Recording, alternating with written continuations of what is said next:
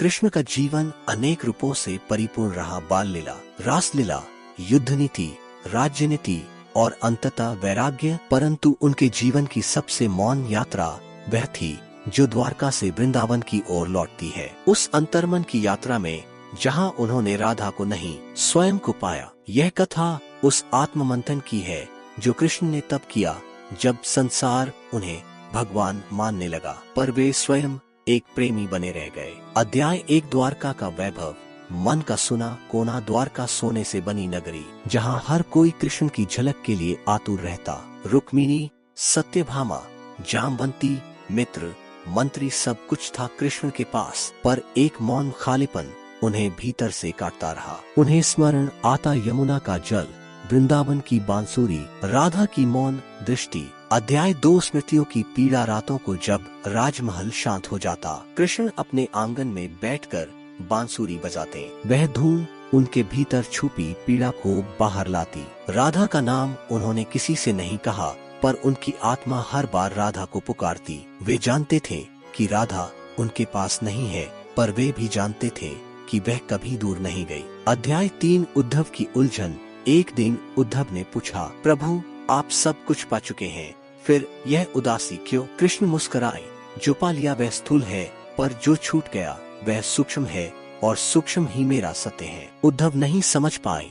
पर कृष्ण जान चुके थे कि अब उन्हें एक बार फिर वृंदावन जाना होगा, बाहर नहीं भीतर। अध्याय 4, राधा की उपस्थिति। कृष्ण के अंतर्मन में राधा अब भी उपस्थित थी, न रूप में न देह में, बल्कि चेतना में। वे जहाँ भी जाते उन्हें लगता कोई मौन दृष्टि उनका मार्ग देख रही है। युद्धों के शंखनाद के बीच भी उन्हें राधा के विरह की गूंज सुनाई देती। वे अब जान चुके थे कि राधा उनका अतीत नहीं, उनका वर्तमान और भविष्य भी है। अध्याय 5, राज्य और आत्मा। कृष्ण ने राज्य का धर्म निभाया, युधिष्ठिर को राज सिंहासन दिलाया, कौरवों का अंधकार मिटाया, पर हर विजय के बाद वे अकेले हो जाते। उन्हें लगता था जैसे हर शौर्य उनके भीतर की शांति को और खोखला कर रहा है। राधा के साथ बिताया गया एक पल उन्हें उन सौभाग्यवती युद्धों से अधिक मूल्यवान लगता था। अध्याय 6, रुक्मिणी का प्रश्न। एक दिन रुक्मिणी ने कृष्ण से पूछा, क्या आप सच में हमारे साथ हैं? कृष्ण चुप हो गए। उन्होंने उत्तर नहीं दिया,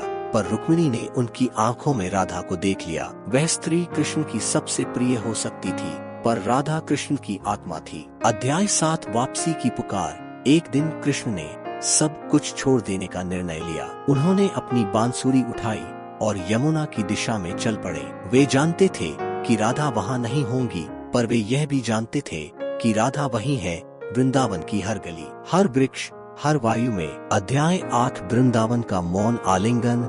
वृंदावन उन्हें वैसा ही मिला, शांत, स्थिर, प्रेम से भरा। कृष्ण वहीं उसी कदम वृक्ष के नीचे जाकर बैठे जहाँ कभी राधा उनके साथ बैठती थी। उन्होंने बांसुरी बजाई और जैसे पूरी प्रकृति राधा बनकर उन्हें सुनने लगी। अध्याय 9, कृष्ण का आत्ममंथन।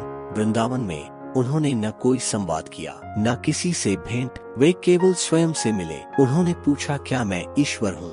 भीतर से उत्तर आया, नहीं, जब तक तू प्रेमी है तू मानव है, जब प्रेम तुझसे विलीन हो जाएगा तब तू ईश्वर बनेगा। अध्याय 10, अंतिम समर्पण। एक रात कृष्ण ने बांसुरी तोड़ दी और यमुना में प्रवाहित कर दी। उन्होंने कहा, जिससे प्रेम किया उसे अब भीतर जीवित रखना है। अब कोई ध्वनि नहीं, केवल मौन। वे धीरे धीरे ध्यानस्थ हो गए। द्वारका का नायक अब वृंदावन का सन्यासी बन चुका था। उपसंहार, कृष्ण का शाश्वत रूप। कृष्ण की यह यात्रा हमें बताती है कि ईश्वर भी प्रेम में झुकता है, बिखरता है और फिर संपूर्ण होता है। द्वारका उनका दायित्व था, पर वृंदावन उनका सत्य, और उस सत्य में राधा नहीं थी, क्योंकि वे कृष्ण से कभी अलग थी ही नहीं। वे उनकी चेतना थी, उनकी धड़कन थी। यह कथा उस अंतर्मन की यात्रा है जहाँ प्रेम, वीरा और आत्मबोध मिलते हैं और कृष्ण को मनुष्य से भगवान बनाते हैं।